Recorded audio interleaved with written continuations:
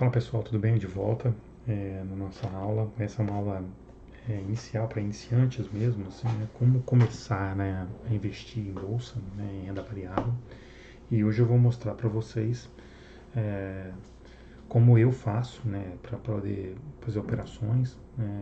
Uma das corretoras que eu possuo conta, a gente pode. Eu conheço normalmente três tipos de corretora: as corretoras vinculadas a banco, as corretoras independentes e ainda tem um outro tipo, né, que não deixa de ser independente, mas uma corretora mais low cost, né, que são as corretoras de baixo custo, que tem corretagem gratuita, é, mas que tem outras formas de ser remunerado através do cliente. Né. E o que eu quero dizer com isso? É, esses três tipos de corretoras vão oferecer produtos diferentes. Né? Os bancos normalmente ficam vinculados à sua própria conta corrente. Né? A conta de uma corretora, você não vai ter um cartão de crédito, você não vai conseguir pagar um boleto, você não vai fazer TED para outras pessoas, né? Enfim, você não faz pagamentos, é uma conta de banco. Né? E ela fica vinculada à conta da corretora como uma nova conta, uma conta de investimento lá dentro. Né? Umas facilidades que normalmente as pessoas têm é que não vão pagar TED para poder fazer transferências para elas mesmas. Né? As contas de corretora,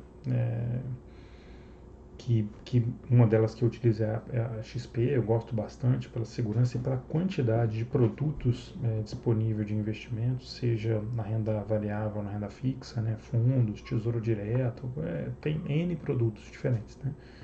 Algumas corretoras low cost, que são aquelas que têm corretagem gratuita ou corretagem bem reduzida, às vezes não tem essa opção tão grande, mas tem algumas que ainda tem. Por exemplo, a Rico é uma que eu também tenho conta, que é essa página aqui, né?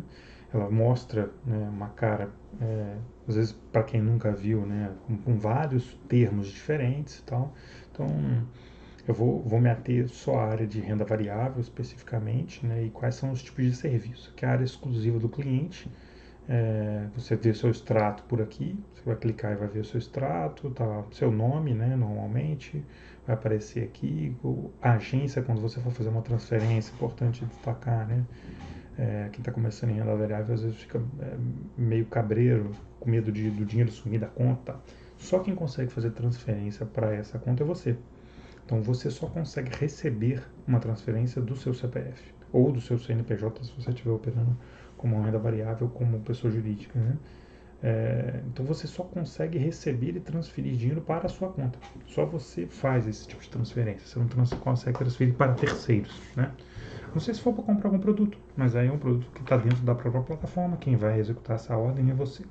Então, qual é o primeiro passo, né? Assim, pelo menos para a gente ter uma cara de como a gente deve começar a negociar. A gente vem nessa aba lateral aqui esquerda em ferramentas, tem aqui gráfico. Ele vai te dar algumas opções. Né? Além das ferramentas, né, a gente tem as plataformas de negociação, que são os lugares onde a maneira como eu opero, né, que é através de gráficos, eu faço a leitura através dos gráficos, eu utilizo algumas plataformas para poder fazer esse tipo de operação. A plataforma que eu uso nativa da outra conta é o Profit Chart, esse ícone aqui. Para a conta da Rico, eu utilizo uma outra plataforma, que é o MetaTrader, que é onde eu utilizo para execução de ordens através dos robôs. Né? São algoritmos que operam independente, né? Sem ter necessidade de uma pessoa na frente do computador. Né? Ele executa conforme uma estratégia que você define e ele vai executar as ordens com o tamanho de ordem, entrada e saída, né, que você mandar ele fazer. Então são estratégias autônomas. Né? E usa essa plataforma, esse MetaTrader para isso. A plataforma ProfitChart ainda não tem um robô nativo, ela tem uma funcionalidade, mas ainda está incipiente. Mas enfim, não é o nosso foco agora. Qual é a outra forma que eu tenho para poder enviar ordens? É através do Home Broker. É esse daqui. Você vai clicar e ele vai abrir essa janela com essa cara aqui, né? Inicialmente pode assustar um pouco, né? De falar assim, poxa, mas nunca vi nada desse tipo parecido, nada assim, né? Mas é bem simples de entender, tá? Aqui estão os dados da minha conta, tá? Vai aparecer saldo, essas coisas que não é interessante, é relevante. Aqui vai estar o nome da sua conta, seu nome, o horário, o dia, né? Se você precisar de algum atendimento. Se você quiser salvar o layout aqui, você só vai clicar nesse salvar e quando você abrir a próxima vez já vai estar salvo dessa vez. Na RIC eu acho interessante o seguinte, ó, todas as vezes que tiver alguma operação que um analista identifica, ele manda o call para os clientes através do home broker. Então aparece aqui quando foi o call, por exemplo, hoje, dia 18, isso, dia 18/2, às 10 da manhã ele mandou um call de venda de uma ação que se chama TIET, que é a TIET 11, é uma unit, a entrada era no 15,50, com um alvo em R$14 e o stop em R$16,20. O que é isso? Né? Ele quer dizer o seguinte, aqui a gente vai operar vendido, a gente vai precisar fazer o aluguel das ações, alguns já sabem, outros não, mas a gente não necessariamente precisa operar comprado no mercado de ações, mesmo que eu não tenha. O que eu preciso? Se eu quiser vender alguma quantidade de ações, eu tenho que possuir em saldo de garantia esse valor, o mesmo valor que se fosse para comprado. Então, por exemplo, se eu fosse vender a quantidade aqui, eu teria que abrir essa operação aqui, ó. Vamos ver como é que funciona aqui. Swing Trade está desenhado para o segundo. Aqui ainda diz o que está sendo feito, né, o porquê, né, dessa operação. É uma operação baseada em análise técnica, uma operação de ombro, cabeça a ombro. Ele entende que o preço bateu em duas regiões importantes no topo e tem uma grande chance de corrigir, por isso que ele vai vender e vai ficar vendido no swing trade. O que isso quer dizer? Ele vai vender hoje para recomprar outro dia. Ele vai vender a esse preço de 15,50 com alvo a R$14. O que ele ganha? Ele vende nisso daqui e ele recebe esse dinheiro. Isso aqui vezes a quantidade. Então aqui está 15,50 vezes a quantidade. O que é isso que eu estou falando? Vou mostrar aqui numa calculadora o simples, né? É o 15,50 vezes 100, que é o lote padrão das ações. Tá? Então você vai receber na sua conta 1.550, menos as corretagens e os custos de operação. Tá? Toda vez que você for enviar uma ordem, você vai ter um custo. Então qual que é a expectativa dele? Que essa ação caia até os R$14. Então ele vai gastar, ele vai vender, né, essa ação a 15,50, vai receber esse 1.550 e depois ele vai recomprar ela a R$14, que seria o 14 vezes os 100. Daria 1.400. Se eu subtrair um pelo outro, eu vou saber o quanto eu tive de retorno. Aqui positivo, né, porque eu só inverti. Mas daria R$150. R$150 dividido pelos 1.550 iniciais, né, a gente vai saber mais ou menos um retorno aí de 1%. Vai? Daria 1%, daria 10%, é isso? 10%? 9%? 9 uns quebrados, vai? É isso, de retorno. Então, assim, é uma operação interessante e qual que... Aí, se não der certo, né? E se ela realmente não chegar ao R$14, o que pode acontecer? O máximo que ela pode acontecer, você está vendido, ela subir. Ela subir até onde? Aí é onde ele aceita perder, né? É a relação risco-retorno. Seria ela chegar a 16,20 vezes o mesmo 100. Então você está buscando um alvo para ganhar R$150 ou aceita perder R$70. Né? É uma relação risco-retorno interessante. Né? Você está falando aí de 150, 150 dividido para 70. Quase de 2,5%, 2,2%, 2,2%, né, a relação. É uma relação interessante, relação risco-retorno bem interessante, que valeria a pena fazer esse tipo de operação. Isso daqui não é obrigado a fazer, tá? Isso aqui é só um demonstrativo do tipo de informação que chega todos os dias, né? Ele ainda deu outras operações aqui, ó, teve call de venda de Leve 3, call de venda de Rap Vida, e por aí vai, né?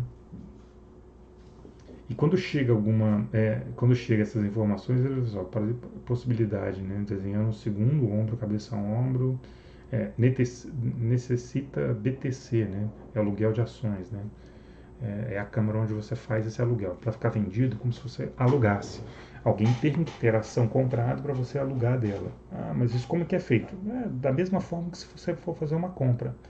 Você vai abrir uma boletazinha assim de compra e venda, você vai colocar o ativo aqui, você vai escrever o nome, por exemplo, esse aqui é TIET, né? TIET 11. Vai dar, vamos ver se ela aparece, né? a este Tietês 11. Por exemplo, ele queria vender a 15,50, ela está 15,75, quer dizer, eu não sei se ela chegou, vamos ver a mínima dela do dia, 15,67, não deu entrada. O que quer dizer? Que a mínima do dia hoje foi em 15,67, quer dizer que não chegou a dar entrada essa ação. Pode ser que amanhã dê essa entrada. Então ainda está válida essa configuração. A máxima, eu costumo, normalmente esse tipo de operações, eu costumo verificar sempre a mínima e a máxima para a gente saber se é o seguinte, beleza, não deu entrada, mas será que não rompeu a máxima? A máxima, que seria o stop, estaria em 16,20, não chegou próximo ao stop, está em 15,90. Então é o seguinte, essa operação ainda está válida para amanhã. Se alguém ainda quiser entrar, é um caso a se pensar. Mas não é o mais simples, né? A operação de venda não é tão simples quando a gente pensar numa variação de compra. Compra, por exemplo, se eu quiser comprar Petrobras, o lote padrão são 100 ações, eu vou multiplicar os 100 ações vezes os 29,75, daria 2.975 mais os custos. Tá? Cada tipo de corretora tem um custo diferente. Tem umas que tem corretagem, aqui na Rio não tem corretagem, a corretagem é zero, mas tem os emolumentos e outros custos que vão acabar incorrendo aqui. Então, essa é a cara de um home broker. Se eu quiser fazer compra, eu vou clicar aqui e vou botar em comprar. Ele vai abrir uma boleta para mim, que é essa aqui, que é uma ordem de compra. Essa boleta você vai escrever o nome do ativo, por exemplo, Petrobras 4. Poderia ter sido a Petri 3, por exemplo, que também é um código. Sim, pode ser a Petri 3. Qual é a diferença da Petri 3 para a Petri 4? Vamos lá, a Petri 3 é uma ação ordinária. Os códigos normalmente 3 são as ações ordinárias, que é onde você tem direito a voto e não tem preferência na distribuição de dividendos. Direito a voto aonde? Quando tiver uma assembleia, se você tiver representatividade, você tem direito a voto nessa assembleia. Por isso que a Petri 3 é essa. A Petrobras tem duas ações principais, Petri 3 e Petri 4. Petri 4 é uma ação preferencial. Preferencial para quê? Para receber dividendos, mas que não te dá opções de não te dá o direito a voto em assembleias, né? Então, se você compra a Petri 4, você está sendo privilegiado em dividendos, mas não tem direito a voto. Você vai receber primeiro os dividendos em relação a quem recebe em Petri 3. Esse tipo de operação, que diferenças dá na ação? Né? Aqui, basicamente, liquidez. Né? A Petri 4 tem um volume maior de negociado no dia em relação à Petri 3. Eu vou botar as duas aqui, uma do lado da outra, para vocês entenderem o que eu estou falando. Petri 3. Vamos ver se ela aparece aqui, o volume que foi negociado hoje. Só para você ter uma ideia, de volume negociado, esse daqui, ó, 996 milhões, 995 milhões foi negociado hoje em Petrobras. Esse na ação preferencial e na ação ordinária foi negociado 417 milhões. A metade, né? Praticamente, um pouco menos da metade. Essa é a diferença das ações PN para ON. Liquidez, basicamente. Apesar de liquidez de Petro é até injusto, né? Porque a liquidez de Petro é excelente, né? Assim, tem ações que não são tão grandes quanto elas, né? Que não negociam essa quantidade aqui, esse volume por dia. Eu estou falando de grandes ações, não estou falando de qualquer, por exemplo, estou falando de uma CSN da vida, né? SNA3. CSN, por exemplo, é o caso de só tem a ordinária, ela não tem ação PN, né? Então é um caso que você não tem para onde correr muito, né? Por exemplo, SNA3, vamos ver o volume que foi negociado dela hoje, 150 milhões. A diferença do tamanho de empresas, né, de negociação. Isso aqui é uma média de negociações diárias. Tem dias que tem maior liquidez, às vezes menor, mas a média é mesmo essa, né? A média da siderurgia, né, em si, se você procurar outras empresas do mesmo ramo, como a Gerdau, por exemplo, de GBR4, ela vai ter uma negociação muito similar, né, um volume de negociações muito similar. Vou procurar Usiminas, que é outra empresa que também é do ramo, tá vendo? Elas se baseiam mais ou menos nesse volume sempre, bem próxima em uma da outra em questão de volume. Que outro tipo de código eu posso ter? Eu tenho, por exemplo, esse de Tietê, que é uma unit, né? Tiet 11. É uma unit, uma ação também do mesmo jeito, fica aparecendo aqui, ó, em unit, né? Mas você vê o volume de negociação é absurdamente menor, né? Mas ainda é uma ação que, se eu não me engano, faz parte do índice Bovespa, que é esse índice aqui. O índice Bovespa é um índice que agrega diversas ações que têm maior liquidez que pesam nele, né, para subir ou descer. Ele compõe a composição dele pode ser procurada no site da bolsa, da B3. Lá você encontra quem tem peso no índice e quantos por cento influencia uma ação mais que a outra, né, e qual é o peso e o volume de negócio. Então a soma dos volumes de negócio que você tem de todas as ações acabam influenciando positivo ou negativamente o índice Bovespa por dia, né. O que mais que eu posso falar? Então, assim, quando eu for fazer alguma tipo... Agora o mercado já está fechado, né? O mercado abre... O mercado de futuros, que não é nenhuma das ações, nada que eu mostrei para vocês aqui, abre às 9 da manhã. E o mercado à vista, que é o mercado acionário, o mercado de ações, abre às 10. E ambos vão até às 18, né? Todos os dias, de segunda a sexta-feira. Não temos pregão no fim de semana. Nosso mercado fica muito ligado ao mercado americano, né? Nova York é a nossa matriz, se assim pode se dizer. Lá é onde realmente as coisas acontecem, onde tem a maior liquidez.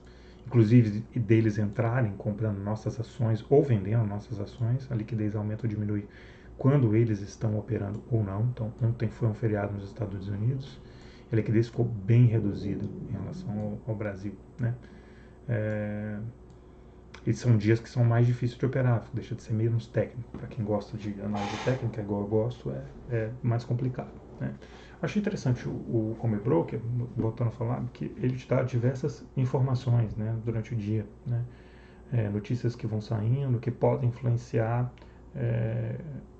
algumas ações, né? E isso é um outro tipo de análise, uma análise mais de fundamentos.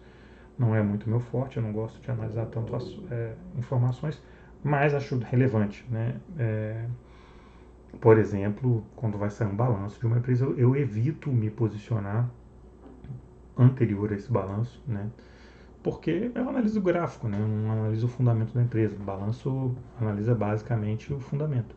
Se a receita aumentou, caiu, né? Se o endividamento da empresa está aumentando ou diminuindo, se ela teve lucro ou prejuízo, né? E por aí vai. E alguns outros dados econômicos, né? Isso é um outro assunto para a gente conversar numa outra aula, mais especificamente quando a gente for falar de valor das empresas, né? Valor no tempo, e isso aí é relevante para a gente fazer, mas aí mais para investimento, que eu estou mostrando mais como a gente abriria uma oferta de negócio para comprar uma ação, realmente, né? Se eu quisesse comprar Petrobras, o lote padrão dela já fala aqui, né, que é 100 ações, o mercado vai ser à vista. Quantidade, por exemplo, eu vou botar esse mesmo 100, né, e ele vai pegar, ele tem que puxar o preço dela, que ela está à vista. O preço de Petrobras à vista é 29,75. Então, 29,75,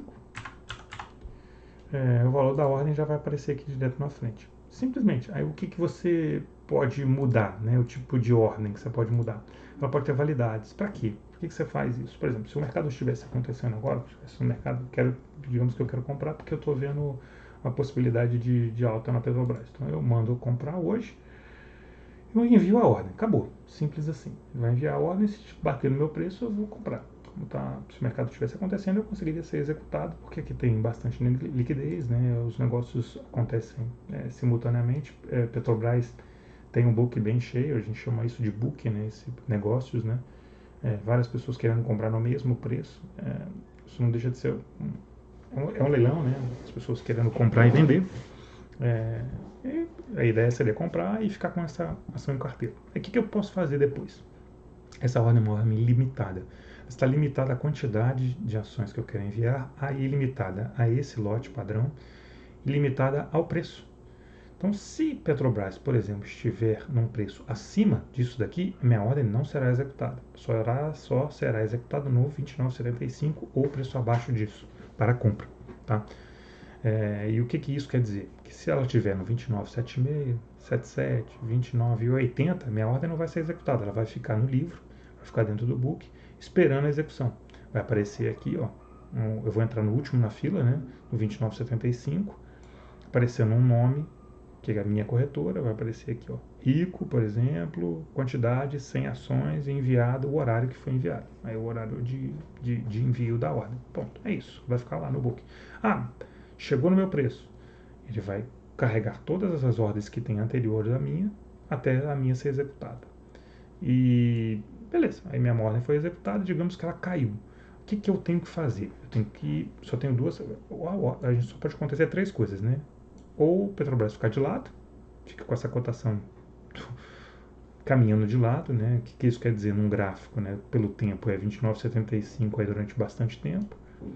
Ou ela cai, ou ela sobe, né? Se eu estou comprado, eu quero que ela suba. Aí isso aqui é uma ordem de compra. Então, logo depois que eu enviei uma ordem de compra, eu vou ter que enviar uma ordem de venda. Aí qual é o tipo de ordem de venda? Vai ser limitada? Não, não vai ser limitada. Vai ser uma ordem stop. Para quê? O que é isso? É uma ordem de proteção, tá? Que tipo de proteção é essa? A quantidade vai ser o mesmo 100 que eu coloquei aqui e 29,75. Aí, por exemplo, eu estou querendo carregar isso aqui como um investimento. Eu quero sair quando o Petrobras chegar a 30,75. O que eu faço? Eu coloco a validade da minha ordem, que eu quero que ela seja executada até a data de, por exemplo, amanhã, quarta-feira, por exemplo, tá? E qual que é o preço, né, que eu vou executar? Tem dois tipos de preço. Eu tenho o stop loss, quanto que eu aceito perder, e o stop gain, quanto que eu aceito ganhar. Aí qual seria o preço? Eu quero que ela chegue a 30,75. Esse vai ser o preço de disparo. 30,75. Vai ser o mesmo preço aqui na venda. E quanto que eu, sei lá, aceito perder? Se eu quero ganhar R$1, eu vou colocar aqui a metade. Eu aceito perder até 50 centavos. Então, 29,25. Né? 50 centavos. Se eu estou botando R$1 para ganhar, eu aceito perder até 25 centavos. E vou enviar a ordem. Então, se eu estou comprado, o que eu devo fazer depois é colocar uma ordem de stop. Por isso que não é uma ordem limitada. Digamos que eu já comprei hoje e amanhã eu estou operando e a ordem chegou lá nos meus 30,75, por exemplo. O que eu tenho que fazer? Ela vai ser executada porque eu já mandei essa ordem lá para a bolsa. Então, quando essa ordem aqui for executada, do 30,75, automaticamente ele cancela essa ordem de cá. Tá?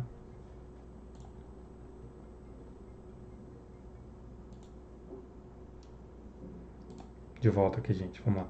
Então, assim, automaticamente, quando essa ordem é enviada de compra, eu já mando a minha proteção. Eu gosto de operar desse jeito. Eu não fico esperando, né, que vai que acontece alguma tragédia, cai demais, passa do meu preço, né? Eu não quero perder tanto. Então, já que eu não quero perder tanto, o que eu faço? Eu vou lá e já mando a minha ordem de stop loss, stop gain. Uma fica vinculada à outra. A que foi executada a primeira cancela a outra ordem. Então, eu já estou seguro, né? Esse é um tipo de ordem mais simples que pode. Mas digamos que eu não tenha enviado essa ordem, né? Ou eu tenha até enviado essa ordem e chegou no final do dia ontem de Petrobras, a Petrobras ficou muito de lado, eu falei assim, quer saber, eu vou sair dessa operação. Digamos que aí o preço que ela tiver, eu vou botar uma ordem limitada de Petrobras, na quantidade que eu tenho, que foi executada, e eu vou botar o preço. Da mesma forma que eu mandei uma ordem de compra, eu vou mandar uma ordem de venda. E vai ser no preço, que pode ser a mercado, ou pode ser o preço que você quer colocar a ordem, né, de envio, seja para baixo, para cima, tá? Tem que estar dentro do preço, né? E enviar a ordem. Vai ser aí não precisa ser para data, é para hoje, por exemplo, né? Eu vou enviar a ordem e vou sair da operação. É isso, simples assim. Outro tipo de ação também que a gente pode encontrar, gente, é esse tipo de ação aqui, ó. A gente põe um F na frente. Esse tipo de ação é do mercado fracionário, tá? Por exemplo, se eu vier em Petrobras aqui, vou colocar aqui, Petro 4F. Qual que é a diferença, né, grande aqui desse detalhe desse negócio? Você vê, o lote padrão cai para uma ação. Então eu consigo negociar Petro no mercado fracionário. Eu consigo negociar de uma em uma. E até qual o limite? Até 99. Então, quando eu coloco aqui, o lote padrão é uma. A quantidade que eu vou conseguir executar aqui é até 99. Eu vejo que o custo, no final das contas, é praticamente o mesmo. Mas, assim, aqui, uma corretagem é gratuita, né? O custo é o mesmo. Então, se você está negociando, a diferença é a liquidez, né? Realmente é a liquidez. E quais outros tipos de ativos que a gente tem? A gente tem fundos imobiliários. Eles são negociados através de um código, tá?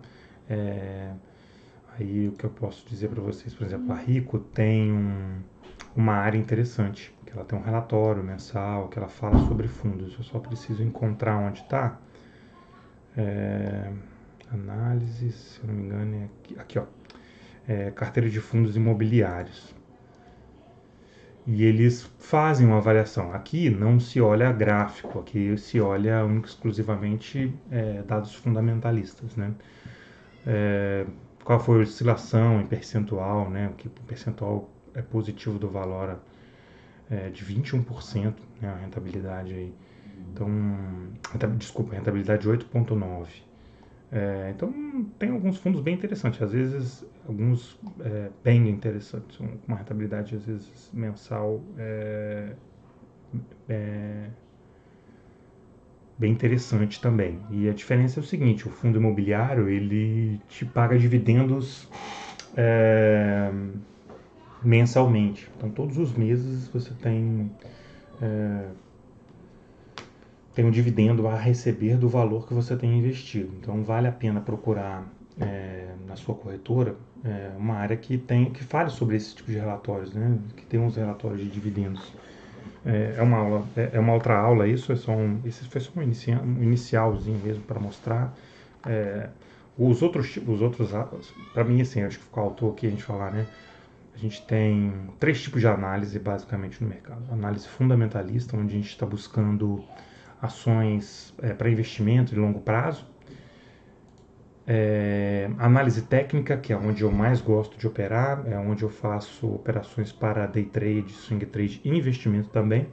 E um outro tipo de análise, que é um pouco mais avançada, que é a análise de tape reading, que a gente analisa o fluxo de ordens. Esse é para um curtíssimo espaço de tempo, normalmente feito para day trade também.